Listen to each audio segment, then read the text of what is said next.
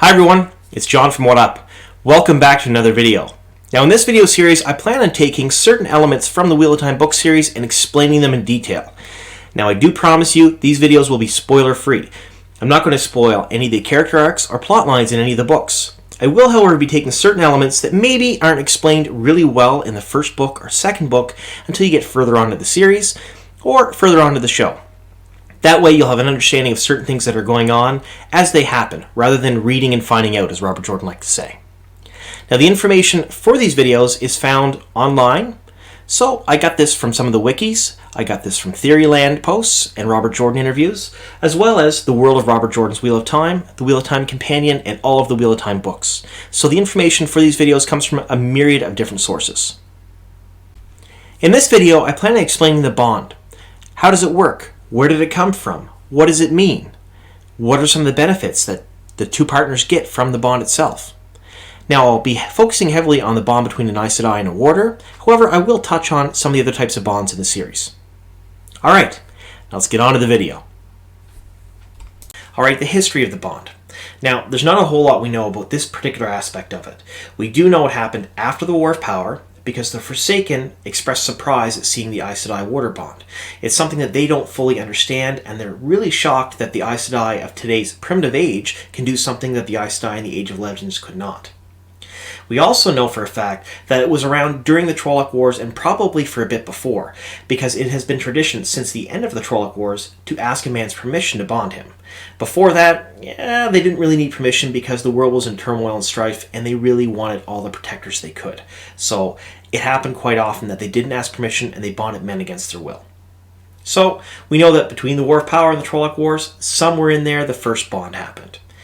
Now, why did the Aes Sedai bond warders? Why did that come about? Well, after the War of Power, the world was in turmoil.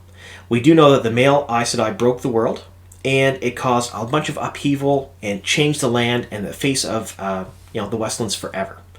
Now, when this happened, most of the common folk didn't understand the difference between male and female Aes Sedai. They just know that the Aes Sedai broke the world, so they were angry. So, for female Aes Sedai, they had every hand turned against them. They were scattered throughout the land. They had to deal with the male channelers who were going crazy. They had to deal with the general population who was upset at all channelers for what was happening. They had to deal with the leftover Dark Friends from the War of Power, as well as all the leftover Shadow Spawn. It was a very dangerous place.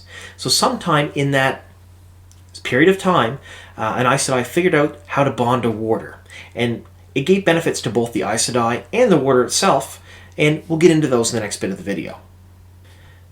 So what is the bond? How does it come about? Well, the bond is taught to an Aes Sedai shortly after being raised to the Shal by Her Ajah.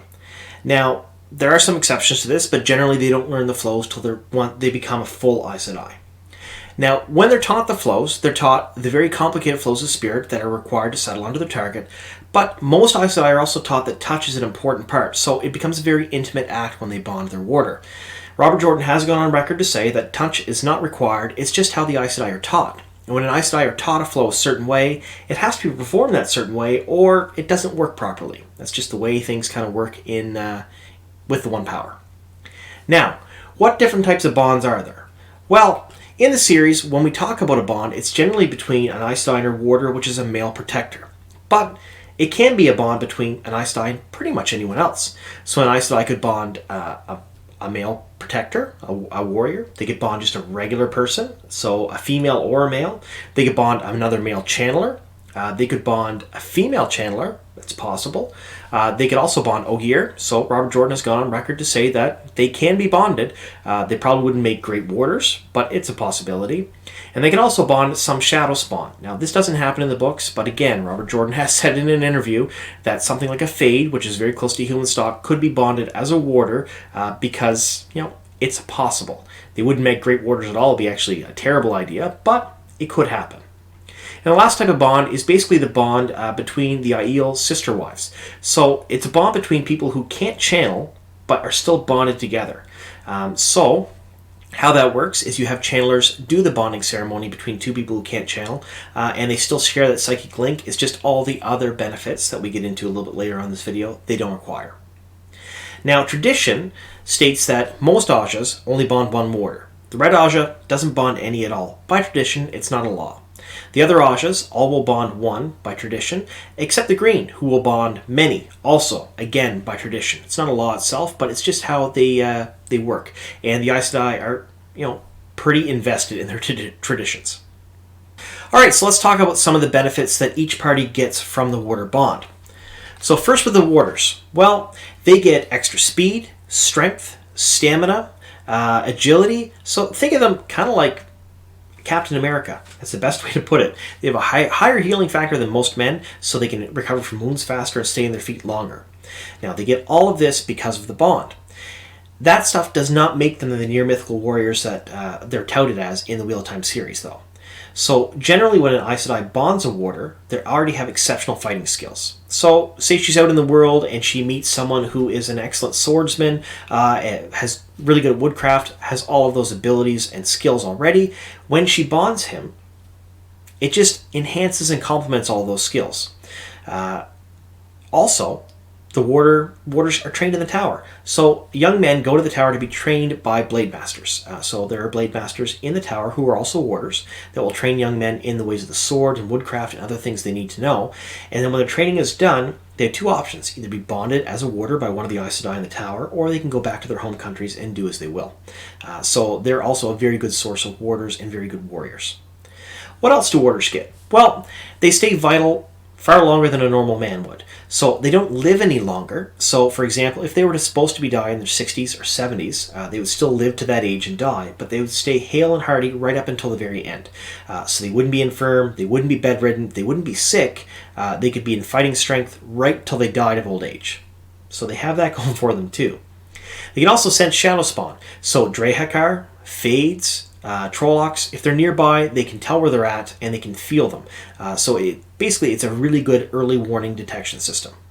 Now, we've talked about a little bit of that. What do the Aes Sedai get out of this? Well, they get an unwavering protector, because if the Aes Sedai was to fall in battle before a warder and die, the warder basically loses all will to live. The bond is broken, and when the bond is broken, it breaks them. They want to, they basically become consumed with vengeance to avenge their fallen Aes Sedai, and they will stop at nothing to do so, with no concern of their own safety or life. So it's in their vested interest to keep their Aes Sedai alive. So that's the first benefit an Aes Sedai gets. The second benefit an Aes Sedai gets is if the warder itself dies before she does, not exactly the same thing happens to her. So she doesn't lose the will to live, she doesn't become consumed with vengeance, she does feel the pain of his death, and becomes basically emotionally crippled for quite some time. Has to work through it with counseling and time before she can heal and take on another warder. Most Aes Sedai who lose a warder never bond another one again because they never want to go through it again. So, what else does she get? Well, a lesser known fact is that she can sap vitality from her warder. So if she becomes sick or infirm or weak or tired or wounded, she can basically take the warder's life force to heal herself and keep herself going, right up until the point the warder dies. So she can basically swap his life for hers. It's possible, it can happen. Frowned upon, but it's one of the abilities she has. Now the last thing that the Aes Sedai gets out of all of this is the fact that she can compel the warder to do whatever she wants. So, by tradition, a warder is supposed to do whatever an Aes Sedai asks because they're the protector and they're supposed to be helpful to them.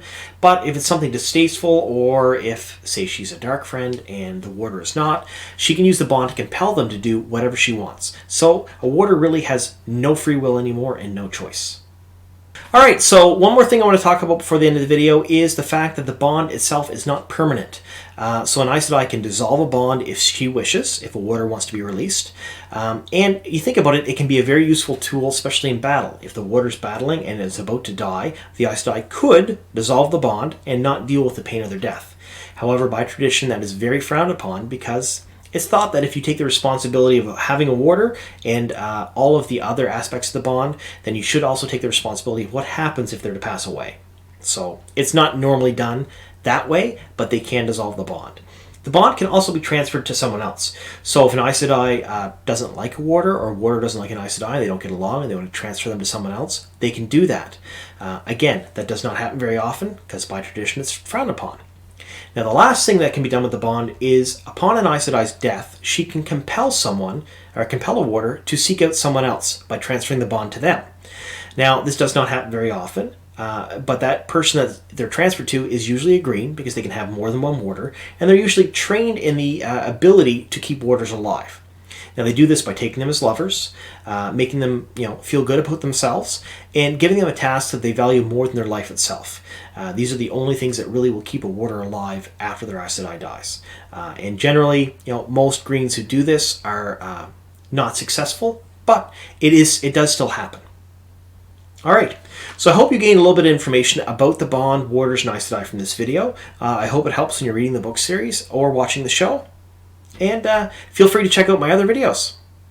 Thank you so much for watching, and here's to many more.